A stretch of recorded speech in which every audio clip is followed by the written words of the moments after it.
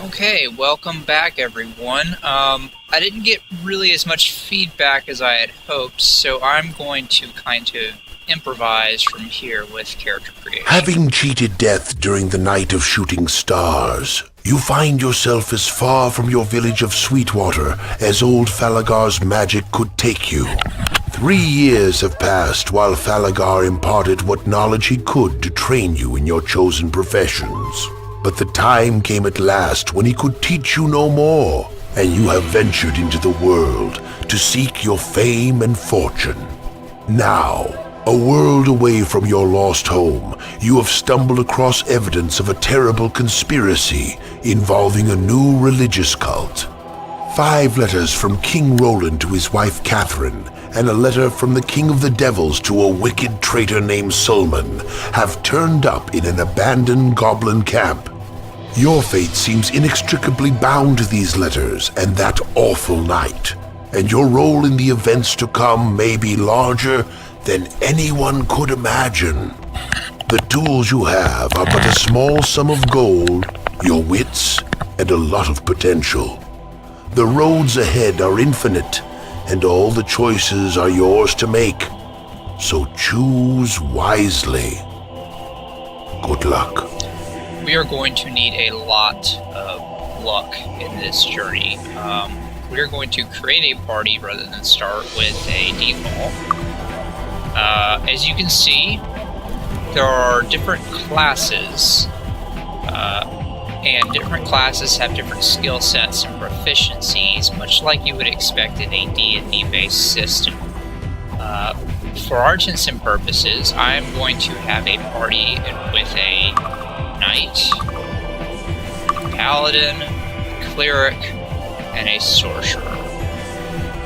I'm gonna see what kind of portraits we have available before we go with naming. Choose me.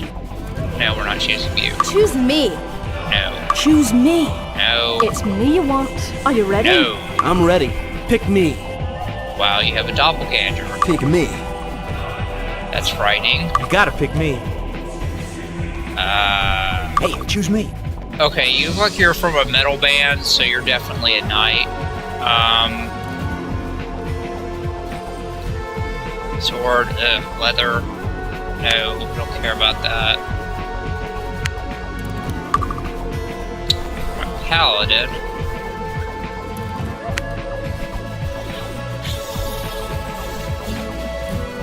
Boy, I wonder if it would just be similar to that. Have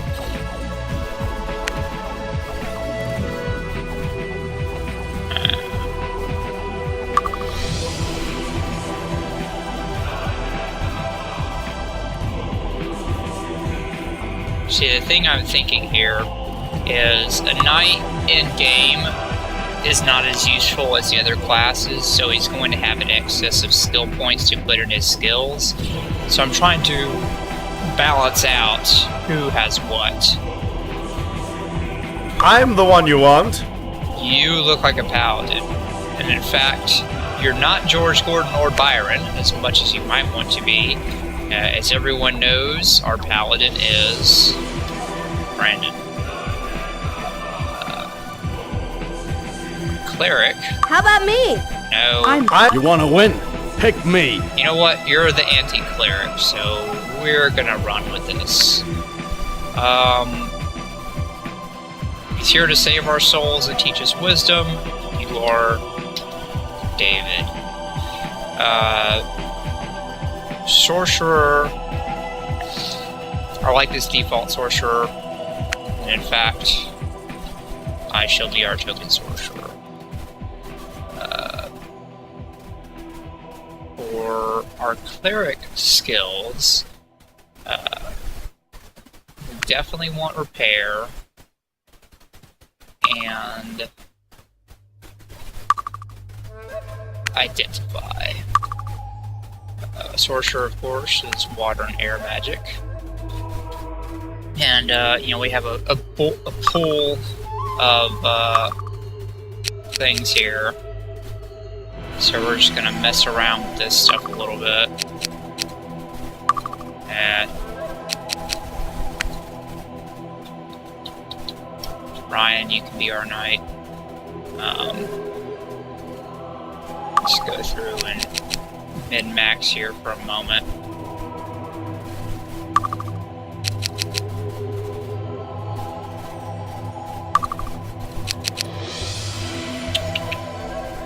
Okay, he's at 62 points.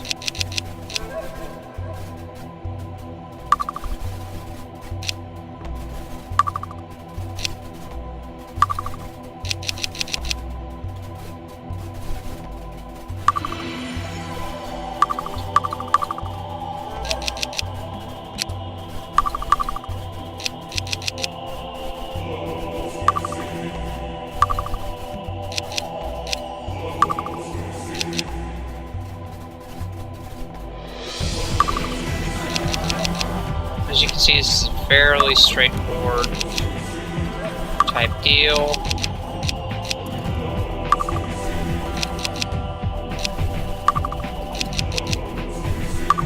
I'm not really putting too much thought in this, so much as just getting things balanced out so we're not getting blown up by rats.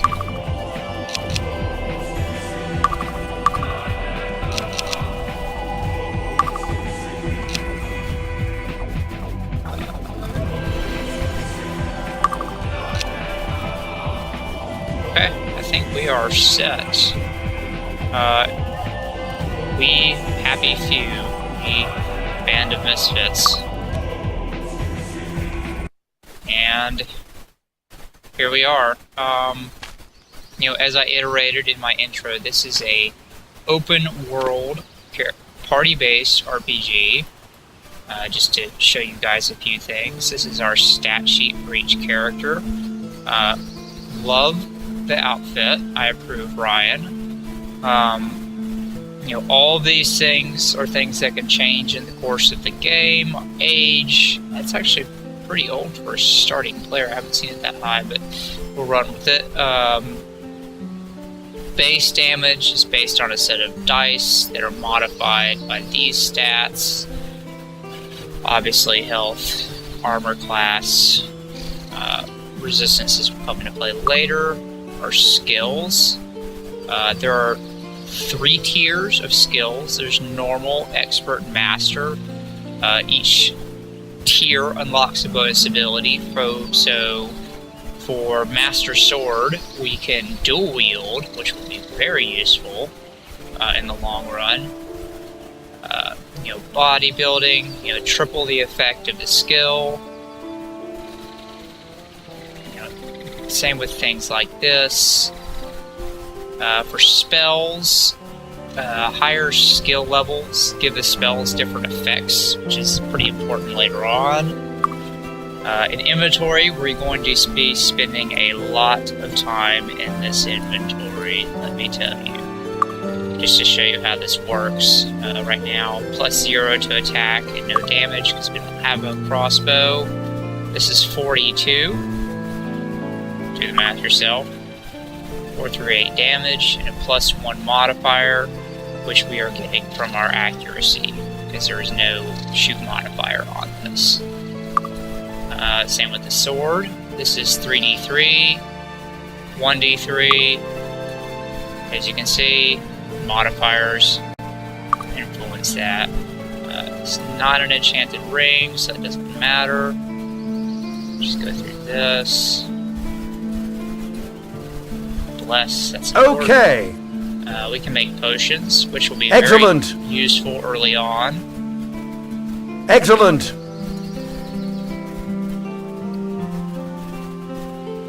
Skill points, you can always use those. Success. It worked. Yes.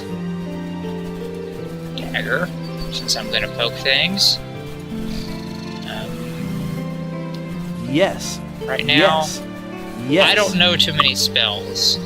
Awards we will go into later, but generally speaking, you get them from quests, and those in turn influence your reputation, which will be important when we embark on our quest to get light and dark magic. Most of this game's plot is told in the individual quests, But most of the emergent plot, that is, the plot that tells about the world itself and explains the state of the world, you will find in message scrolls like that. So, let's read this. My dear Solomon, you have done well, and I hereby promote you to High Priest of the Second Circle. There's a sum of gold waiting for you in the hands of Andor Portbello in New Sorbigal, Abra and New Sorbigal, that he will turn over to you if you tell him the Sandman sent you and show him the seal on this letter. Sandman. I like that. The handling of the Roland affair was masterful, and I especially like the snowstorm touch. It really put the fear in him, didn't it? Superstitious fool. His removal has moved our timetable ahead by at least 2 years and has spared us the trouble of assassinating him at a more delicate time. All arrangements are in place. As you may or may not know, Roland is the king of this part of Enroth, and he is missing because of this. My minions have engineered the recall of Queen Catherine to her homeland in Arathia to attend the funeral of her father. She will not return this year. That only leaves her worthless brat Nikolai and that idiot regent Wilbur Humphrey running things at the palace. The people have begun to sense that something is wrong, that perhaps the gods are angry, that perhaps the Iron Fists have lost the mandate of heaven. Just a few more disasters and there may as well be a full-scale rebellion. And we will be waiting at the breach, ready to step in and tell the sheep what to do and when to do it. Already our temples spread across the land, offering aid to those displaced by disasters, and comfort to the bereaved. Yes, remain in New Sorbigal and stay out of sight. When the time is right, you will be contacted and given further instructions. So take heart and know that our plan proceeds smoothly and we will be ruling this world soon. Your position in our hierarchy will be very high. Signed, Xenofex. Well, as I mentioned, we are actually at New Sorbigal. Wow. I'm not sure if that's legible or it's like an XA. I think that's gibberish. But, either way, it says welcome to New Sorbigal. NPCs in this How you world, doing? we can interact with them just like this. They'll have things to tell you. Castle Kriegsspear, we will be going there much later. Very interesting place, but lots of terrifying enemies. You can hire NPCs, which will help enhance your skills or give you status effects. In this case, someone to carry traveler's comforts like tents and cooking gear. She wants 100 gold to start and 1% of the gold you find. For more information, we use 1 less day of food when camping. Food is tracked over here. We use food when we camp. So rest and heal is 2 food. We use food when we travel, etc., etc. So, bottom line, food is very important. But before we go any further, we're going to look in here. Magical Horseshoe. These you can find in stables throughout the kingdom, and what they do is they give you skill points, which will be very useful. I don't really know what I want to use them on yet, so I'm going to save them. Wells have different status effects. I don't want to go over there. But there's just a lot to do in the game right now. There's a sword up here, I think. Let's see if Ryan can extract it. Oh. Nope. Not strong enough. We'll have to get you some protein, Ryan. But, this is our basis for starting and exploring. What I'm probably going to do is this letter mentioned Andor Portbello. What better place to meet a shady character than the tavern? And then I imagine we may be able to turn around and take that letter to Regent Humphrey, who is also listed in the letter, and perhaps we'll get enough gold and experience out of that to actually do something useful. And we seem to have found our first enemy, or rather he found us. This is just a regular goblin, and since I'm in turn-based mode, as you can see by the hand here, we just take individual turns attacking. And that is basically how close-range combat works. And for that, we got 11 gold and a little bit of experience. So next time, probably our first full-length episode, we're going to start questing, and I look forward to having you guys on the journey, and see you next time.